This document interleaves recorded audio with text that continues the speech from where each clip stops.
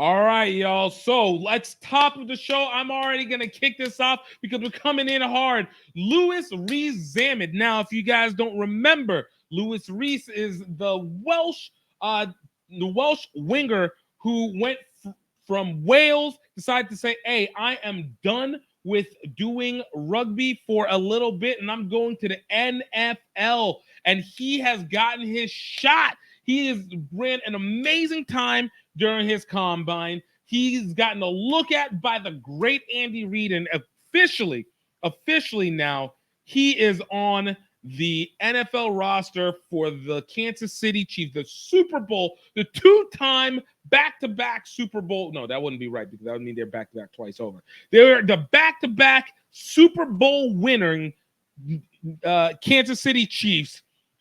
Rees is in there at summer camp. My guy Jason Bray already talking about, I suspect the post I sent you is going to cause a gift time rant. Release the beast. And he is not wrong about that because Rees-Zammit was just talking with media earlier this week about the impact that NFL training camp has had on him. Now, if you guys don't know, training camp hasn't started yet. All right, training camp hasn't started. So essentially, what he has said is that the training that he has done with the NFL has been easier than the brutal Rugby World Cup Welsh training that he did leading into that Rugby World Cup under Warren Gatland.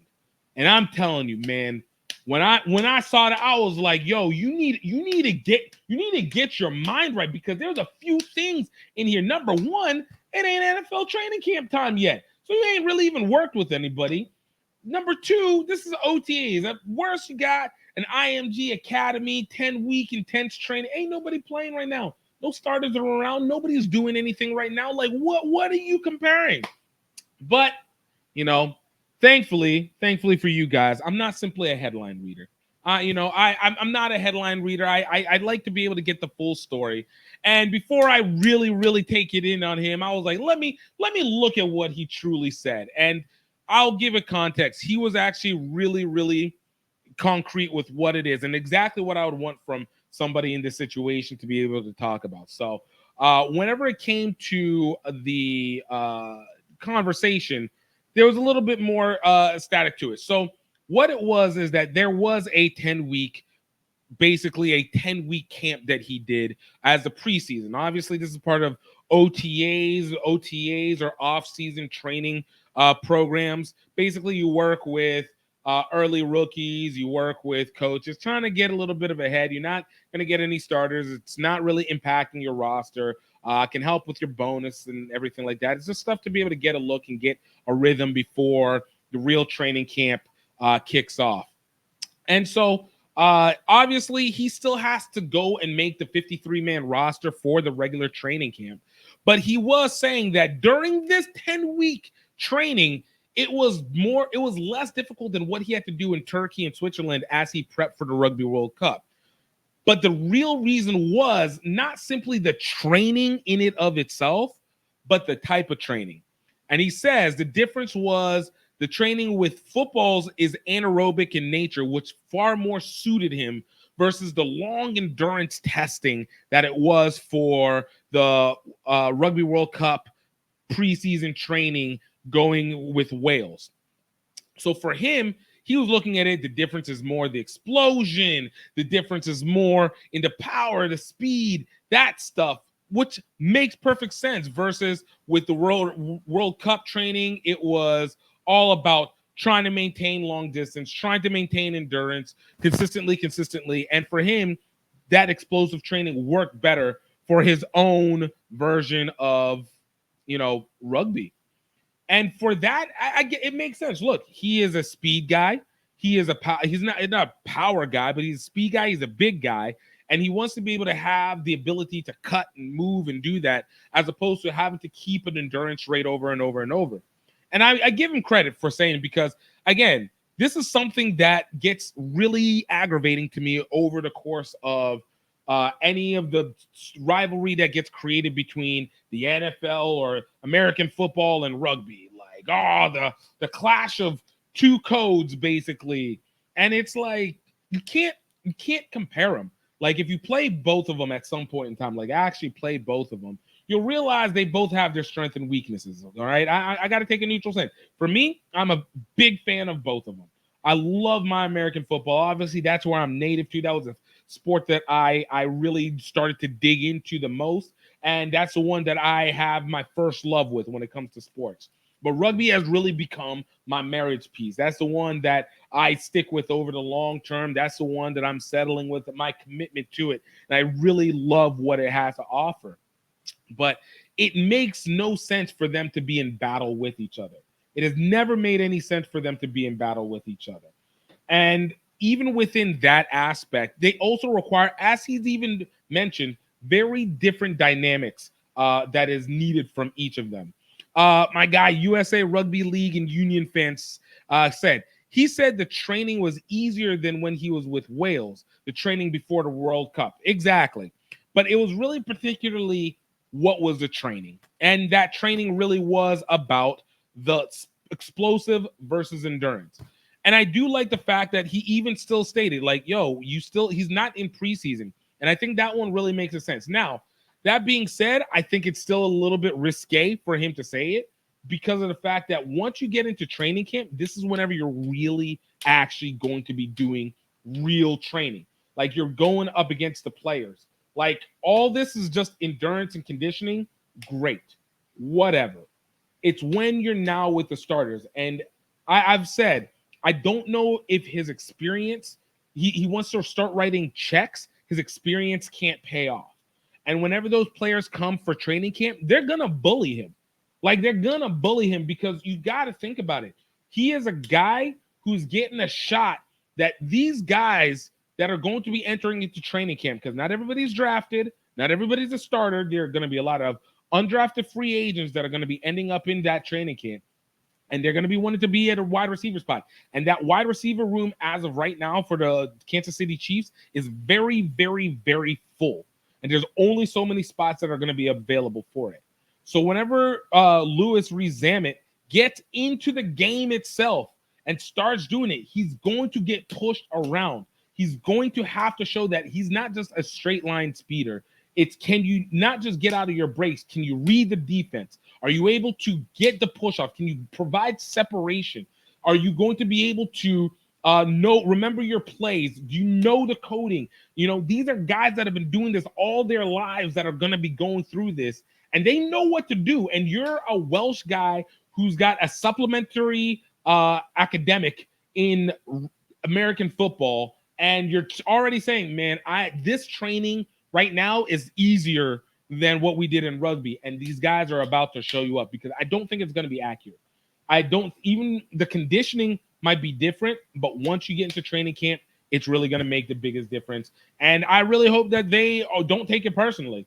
But I'm not going to lie. If I was a football player and I just heard this guy say that and I just read the headlines, even if I read the details, like, oh, I ran a 4.3. I was looking to run high 4.2s, low 4.3s. I was going to be fast, blah, blah, blah, blah, blah. Like, I'd be like, all right, buddy. Like, we got mad fast guys over here. We just had Tyreek Hill. You think your speed is going to make a difference to me? I'm going to show you what's up. So, that even though there's context to what he said, I don't know if it was really wise in the way he said it, outside of being like, but I'm still learning. I can't wait until preseason, which he kind of did, but I still have to wait until preseason, and that's whenever the real testing is going to be. Right now, I'm just getting my body ready for it. So I can't wait, and I look forward to seeing what that's going to bring.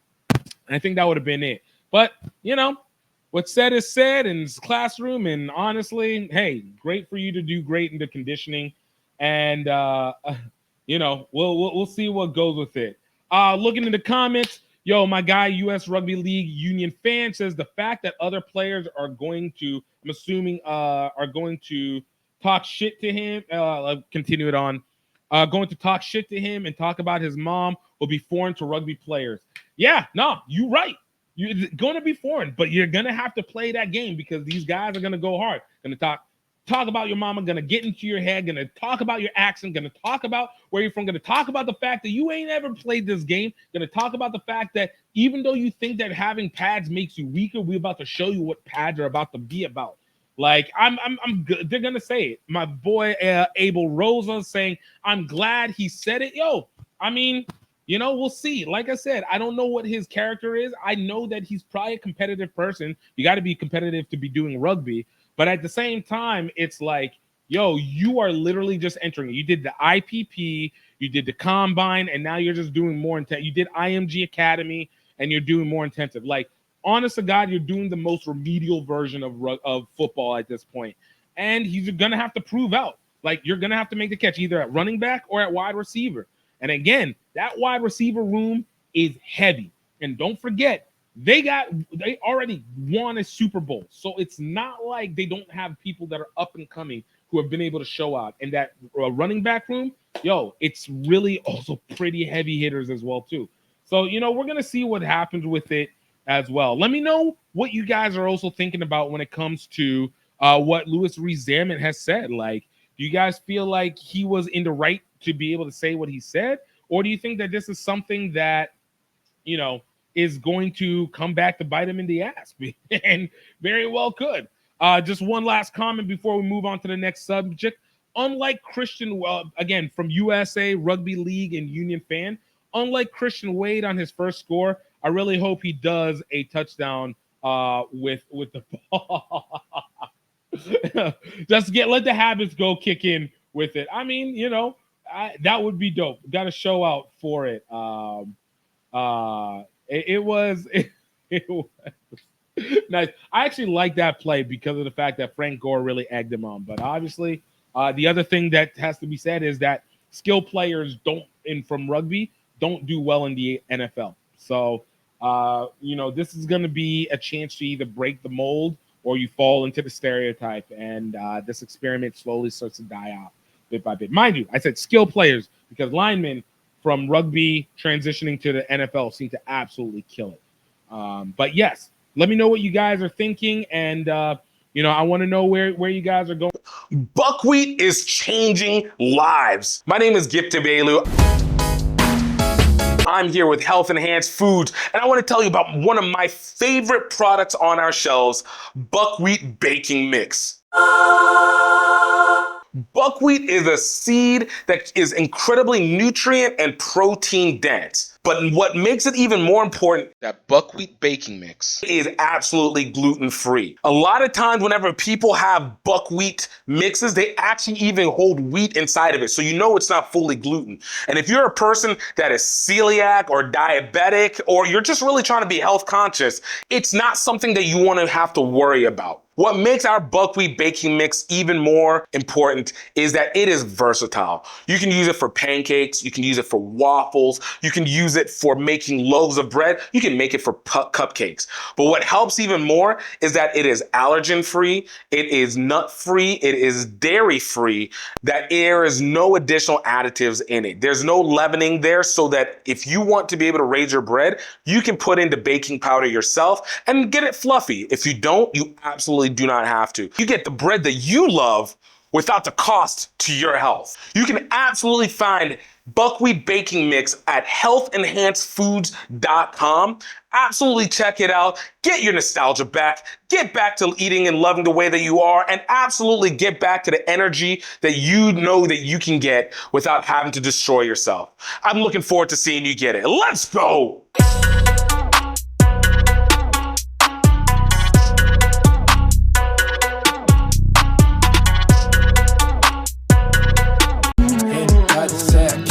I ain't convinced. Ride around in the city, black out the tents.